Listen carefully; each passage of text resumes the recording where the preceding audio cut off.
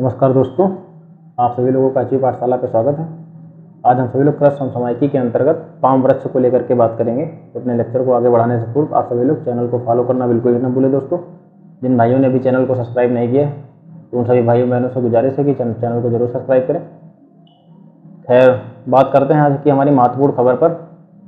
जैसे कि आकाशीय बिजली, जो पाम वृक्ष है चर्चा में क्यों है, तो आकाशीय बिजली से गिरने वाली, जो आकाशीय बिजली गिरती है उससे होने वाली मौतों को रोकने के लिए उड़ीसा जो सरकार है उसके द्वारा पाम वृक्ष को लगाने के लिए निर्णय लिया गया। तो सभी लोग पाम वृक्ष के बारे में पहले समझते हैं। यह एक प्रकार का उष्णकटिबंधीय वन पारिस्थितिकी तंत्र के अंतर्गत उगाया जाता है। तो उष्णकटिबंधीय वन पारिस्थितिकी तंत्र के अंतर्गत इसकी उगाही करी जाती है। अगर इसकी कुछ महत्वपूर्ण किस्मों की बात करें तो ऑयल पाम, सुपारी, पल्मायरा, नारियल, ये सभी इसकी किस्में हैं। ठीक है दोस्तों, पाम वृक्ष की। और एक प्रकार से देखा जाए तो तमिलनाडु का राजकीय वृक्ष भी है। जो तमिलनाडु हमारा राज्य है उसका राजकीय वृक्ष है। इसकी कुछ विशेषताओं की बात करें, यह क्या करता है कि जो आकाशीय बिजली गिरती है उसके दौरान प्राकृतिक जो तड़िक चालक होते हैं उसके एक प्रकार से कह सकते हैं उसके रूप में यह कार्य करता है। जैसे क्या होता है, विभिन्न प्रकार की जो हमें जान माल हानि की देखने को मिलती है, लोगों की मृत्यु की घटनाएं देखने को मिलती हैं, जो आकाशीय बिजली के कारण उसमें कह सकते हैं कि कमी करने का कार्य करता है। जो नर पाम वृक्ष होता है उस पर सिर्फ फूल उगते हैं, जबकि जो मादा पाम वृक्ष होता है फूल के साथ साथ उस पर फल भी लगते हैं दोस्तों। तो यह हमारी महत्वपूर्ण खबर थी, इसलिए चर्चा में इसको भी हम सभी लोगों ने बात किया। अब एक एक करके नोट करते हैं, फिर अगली खबर पर बात करेंगे। तो हमारा आज का कृषि समसामयिकी सीरीज के अंतर्गत टॉपिक क्या है? पाम वृक्ष।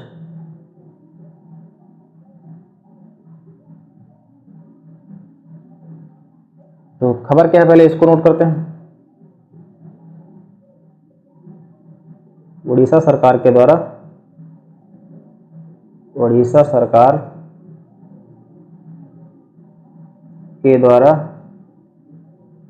आकाशीय बिजली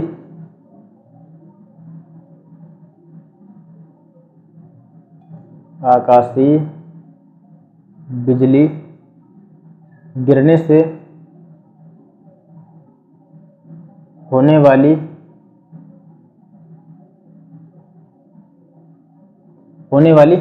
को रोकने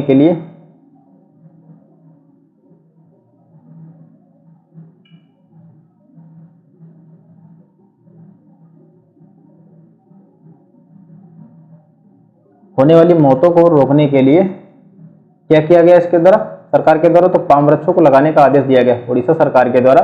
आकाशीय बिजली गिरने से होने वाली मौतों को रोकने के लिए पाम वृक्ष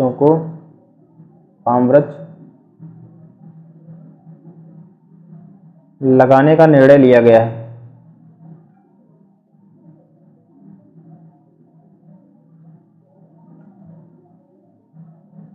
लगाने का निर्णय लिया गया।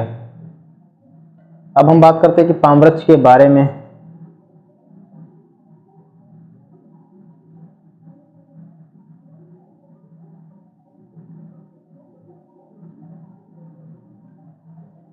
पाम वृक्ष के बारे में, यह उष्णकटिबंधीय वन पारिस्थितिकी तंत्र के अंतर्गत आता है। इसके अंतर्गत आता है तो उष्णकटिबंधीय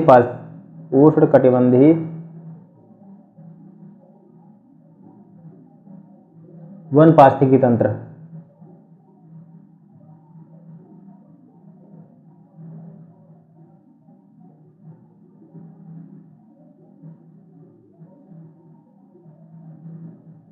तंत्र के अंतर्गत आता है। कुछ किस्मों की बात करें, कौन कौन सी इसकी किस्में हैं दोस्तों?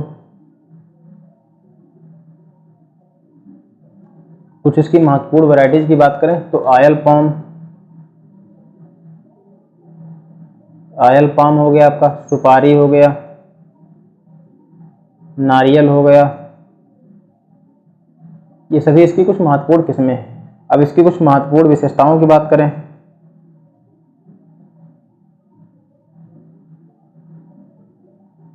इसकी विशेषताएं कौन कौन सी? तो यह प्रकार का जो जब बिजली गिरती है आकाश से क्या करता है, प्राकृतिक तड़ित चालक के रूप में कार्य करता है। प्राकृतिक तड़ित चालक।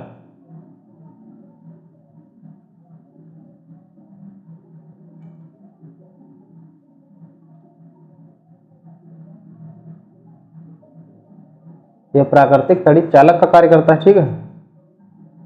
और जो नर पाम वृक्ष है, नर पाम वृक्ष, इसके बारे में बात करें तो नर पाम वृक्ष पर केवल फूल लगते हैं दोस्तों, केवल फूल लगते हैं।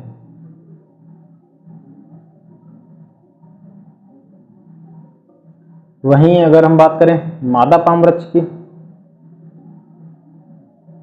मादा पाम वृक्ष, तो इस पे फूल लगने के साथ साथ फल भी लगते हैं, फूल लगने के साथ साथ फल भी लगते हैं। ठीक है, तो ये हमारी दोस्तों पाम वृक्ष को लेकर के एक महत्वपूर्ण खबर थी, इस पर हम सभी लोगों ने बात कर ली है। अब हमारी अगली खबर है यूनेस्को ने क्या करा है, विश्व मृदा सूचकांक को लेकर के उसके द्वारा कुछ घोषणाएं करी गई, उसी को लेकर के हम सभी लोग बात करते हैं। इस सूचकांक की घोषणा कहाँ करी गई, तो मोरक्को में आयोजित अंतर्राष्ट्रीय मृदा सम्मेलन में विश्व मृदा सूचकांक, स्वास्थ्य सूचकांक को लेकर के घोषणा करी गई। इस सूचकांक ने क्या करा, विश्व के अलग अलग क्षेत्रों और पारिस्थितिक तंत्रकों में मृदा की गुणवत्ता एवं विश्लेषण की तुलना करने वाले मापों से संबंधित जो भी मानक होंगे उनको तय करने का कार्य करेगा। ठीक है, इसके अतिरिक्त इसमें यूनेस्को अपने बायोस्फीयर रिजर्व कार्यक्रम के अंतर्गत 10 प्राकृतिक स्थलों में मृदा और भू क्षेत्रों के सतत प्रबंधन के लिए क्या करेगा, पायलट कार्यक्रमों की भी शुरुआत करने का कार्य करेगा। अब हम सभी लोग बात करते हैं कि मृदा क्षरण के बारे में। तो मृदा क्षरण की एक प्रकार से कह सकते हैं कि विभिन्न प्रकार की मानवीय या प्राकृतिक क्रियाओं के द्वारा भौतिक और रासायनिक, जो मृदा की गुणवत्ता है उसमें भौतिक, रासायनिक और जैविक गिरावट है।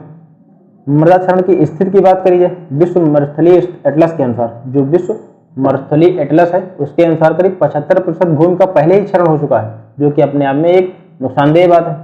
इसके अगर प्रभाव की बात करें, इससे करीब 3.2 बिलियन लोग प्रभावित हो रहे हैं। अगर एक आंकड़े की बात करी जाए तो करीब 2050 तक 90% भूमि का क्षरण हो जाएगा, जो कह सकते हैं कि ये काफी चिंता का विषय है। 90% भूमि का क्या हो जाएगा, क्षरण हो जाएगा दोस्तों, जो काफी चिंता का विषय है। अच्छा, मृदा क्षरण के लिए जिम्मेदार कारक कौन कौन से होते हैं? आपका हो गया वनों की कटाई करना, विभिन्न प्रकार के औद्योगिक प्रदूषण, वायु जल जैसे विभिन्न प्रकार के प्राकृतिक स्रोतों का प्रदूषण करना, वनों की कटाई करना, ये सभी मृदा क्षरण के लिए जिम्मेदार कारकों में से एक है। तो अगली हमारी खबर क्या है दोस्तों, यूनेस्को के द्वारा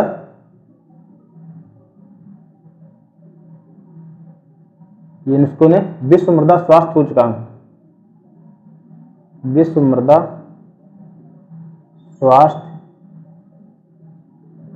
सूचकांक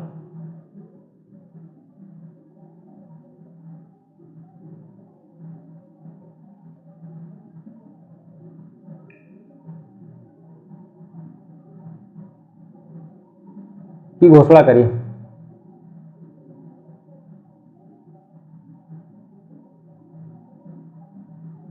तो हम इसके अंतर्गत कुछ महत्वपूर्ण बिंदुओं पर ही बात करेंगे, बाकी के जो मुद्दे हमने आप लोगों को समझाई दिए।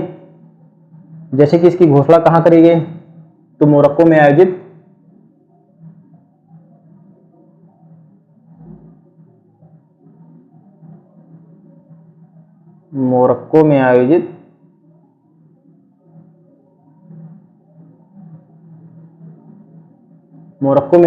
अंतर्राष्ट्रीय मृदा सम्मेलन में, अंतर्राष्ट्रीय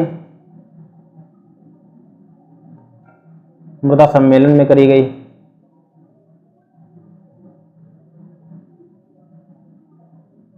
ठीक है, तो इसकी घोषणा अंतर्राष्ट्रीय मृदा सम्मेलन में करी गई। विभिन्न प्रकार के मापों को तय करेगा, उस पर हम सभी लोगों ने पूर्व में ही बात कर ली। अब मृदा क्षरण की स्थिति की बात कर लेते हैं। ठीक है, मृदा क्षरण की वर्तमान स्थिति क्या है उसको लेकर के कुछ बिंदुओं को देख लेते हैं। मृदा क्षरण की स्थिति,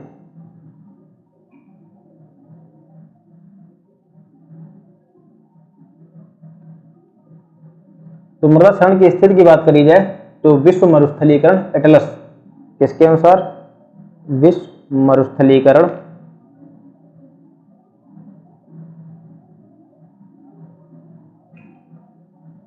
एटलस के अनुसार क्या कहा गया है, करीब 75% भूमि का क्षरण पहले ही हो चुका है। कितना, तो 75% भूमि का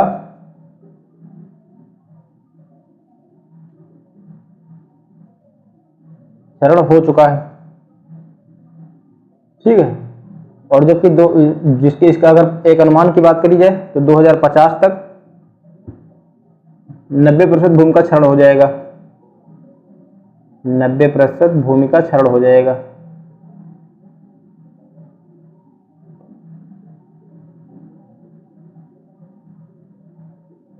भारत में लगभग 32% भूमि क्षरित हो रही है। भारत की बात करी जाए, किसकी बात की जाए, भारत की,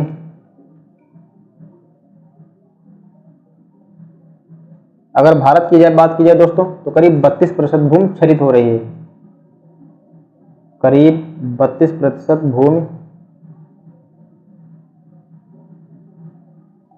क्षरित हो रही, ठीक है। जबकि 25% भूमि मरुस्थलीकरण की प्रक्रिया से गुजर रही है, जबकि 25% भूमि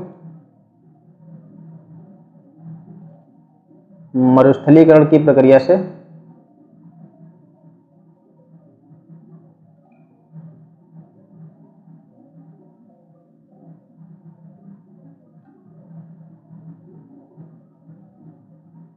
गुजर रही है।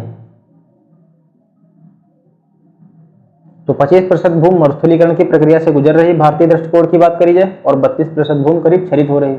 मृदा क्षरण के लिए जिम्मेदार कुछ कारकों की बात करी जाए, मृदा क्षरण के लिए जिम्मेदार कारक,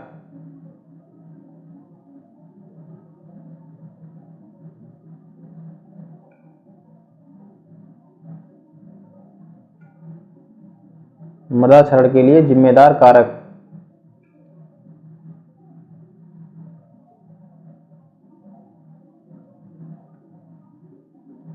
तो कौन कौन से हैं, वनों की कटाई,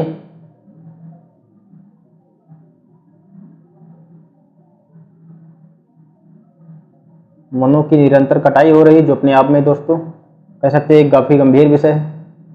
कृषि की एक प्रकार से कह सकते हैं अजीबोगरीब विधियां, औद्योगिक प्रदूषण, औद्योगिक प्रदूषण, मानवीय गतिविधियां,